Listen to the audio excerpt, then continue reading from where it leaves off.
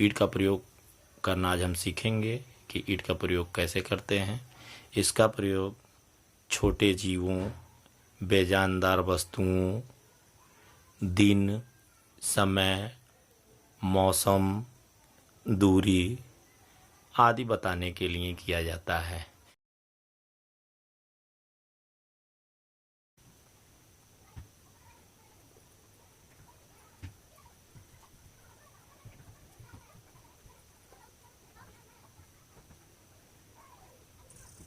ईंट का प्रयोग हम छोटे छोटे जीवों, बेजानदार वस्तुओं यानी निर्जीवों के लिए, निर्जीव वस्तु के लिए, छोटे जीवों के लिए, दिन बताने के लिए, समय बताने के लिए, मौसम बताने के लिए आदि के लिए प्रयोग करते हैं। ईंट को जो है डमी सब्जेक्ट या इंट्रोडक्टरी सब्जेक्ट भी कहते हैं, या परिचय बताने के लिए। किसी वाक्य में जब कोई सब्जेक्ट ना दिया हो तो उसमें परिचय बताने के रूप में ये परिचयात्मक सब्जेक्ट के रूप में भी काम करता है। नहीं, डमी सब्जेक्ट जिसका मतलब होता है अर्थहीन करता। कभी कभी किसी वाक्य को शुरू करने के लिए भी ईंट का प्रयोग होता है, जहाँ पर ईंट का कोई अर्थ नहीं लिया जाता है। आइए एक उदाहरण द्वारा समझते हैं। हम देखते हैं उदाहरण से, इसके एग्जाम्पल्स देखते हैं, एग्जाम्पल से समझते हैं। एग्जाम्पल्स देखते हैं, एग्जाम्पल से। आज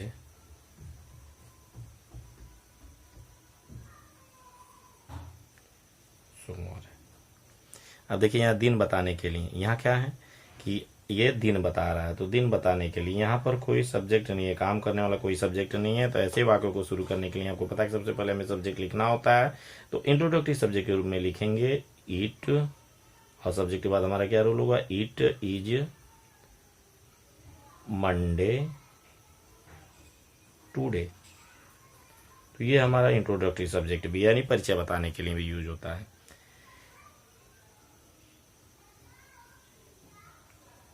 देखते हैं, आज बहुत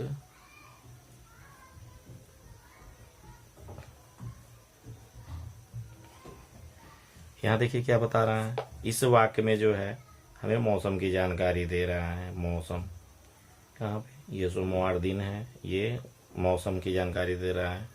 तो हो गया। वाक्य को सदैव ईट से शुरू करेंगे, तो it is very hot today.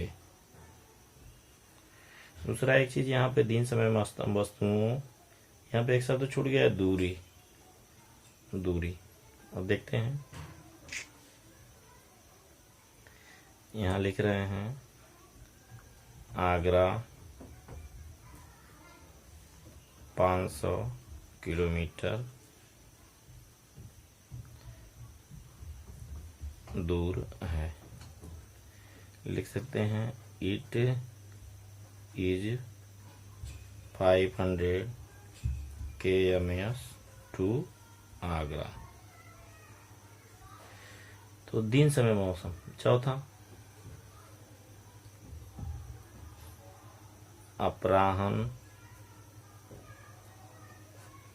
के 5 बजे। अपराह्न मतलब दोपहर के बाद का समय, जिसको पीएम बोलते हैं, 5 बजे हैं। समय बताने के लिए भी प्रयोग करते हैं, तो लिखेंगे इट इज 5 PM। तो इस तरह से जो है ईंट का प्रयोग हम करेंगे। छोटे छोटे जीवों के लिए भी मैंने बताया, तो और भी उदाहरण देख लेते हैं। यहाँ पे क्या किया हमने, यहाँ पे किमी दूर है, ये दूरी बताने के लिए मैंने किया, दूरी बताने के लिए। यहाँ पे इस वाक्य में क्या है, समय बताने के लिए किया। एक उदाहरण और देख लेते हैं, समझ लेते हैं। एक उदाहरण, 5वां उदाहरण, यह एक घड़ी है। देखिए, अगर ये डिटरमाइनर करेंगे, संकेत हो गया, तो दिस का प्रयोग करेंगे। लेकिन यह एक घड़ी है, तो एक घड़ी भी कह सकते हैं, घड़ी है तो भी हो जाएगा इट इज ए वॉच। तो ये जो है हमारा इंट्रोडक्टरी सब्जेक्ट हो गया। इसलिए ईट को हम लोग जो है इंट्रोडक्टरी सब्जेक्ट भी कहते हैं। ये नॉन लिविंग यानी निर्जीव है, बेजानदार वस्तु है। बेजानदार वस्तु के लिए भी ये करते हैं। छोटे छोटे जीव जैसे यह एक चूहा है, इट इज ए रैट, चाहे a rat, it is a rat हो गया। तो ऐसे भी होता है कि किसी वाक्य को शुरू करना है, it is a matter of जो है, जैसे बहुत खुशी की बात है तो कह सकते हैं it is a matter of जो है। तो इस तरह से इट का प्रयोग जो है डमी सब्जेक्ट के रूप में करते हैं। डमी सब्जेक्ट यानी अर्थहीन कर्ता जिसको कहते हैं, इंट्रोडक्टिव सब्जेक्ट कह लीजिए, यानी परिचय बताने वाला कर्ता। इन दो अर्थों में हम इन दो सब्जेक्ट के रूप में इंट्रोडक्टरी और डमी सब्जेक्ट के रूप में इट का प्रयोग करते हैं। आगे जो है अगले भाग में हम दूसरे डमी सब्जेक्ट के बारे में पढ़ेंगे, यूज ऑफ देयर।